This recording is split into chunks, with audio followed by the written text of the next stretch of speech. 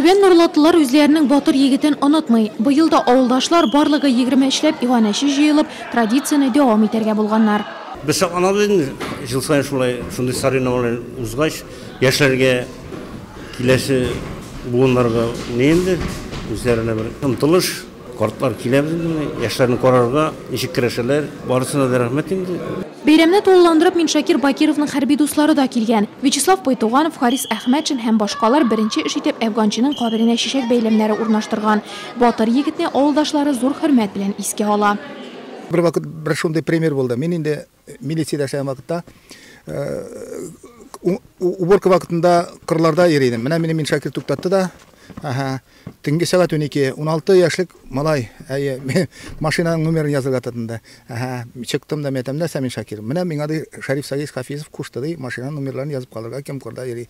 Менә шул ук вакыт тук улы Миншакир үзенең шушы ничектер батырлыкка аргалып или шушындый дөреслеккә сыйфатлары шушындый вакытларда үгәндә мин аны ышанып нидеп калдым. Миншакир Бакировның якты истәлегенә бүген йөзләп көрәшче бил алышты. Бу 2000 елгы һәм аннан яшьрәк спортчылар, Чулпан, Югары һәм Түбән Нурлат, балалар яшүсмерләр спорт мәктәбе көрәшчеләре турнирда елда катнашып килә. Я занимаюсь где-то 6 лет уже. Көрәш белән 6 ел шөгыльләнәм. Татарстан беренчелегендә катнашып беренче урын алган идем. Бөтен Россия турнирда икенче урынга чыктым. Без шундый якташларыбыз белән горурланырга һәм турнирлар уздырырга тиеш. 14 үлчәү категориясендә җиңүчеләр билгеләнде. Кызыл йолдыз ордены иясе Миншакир Бакиров исемен йөртүче турнир батырларына кыйммәтле бүләкләр өләшенде.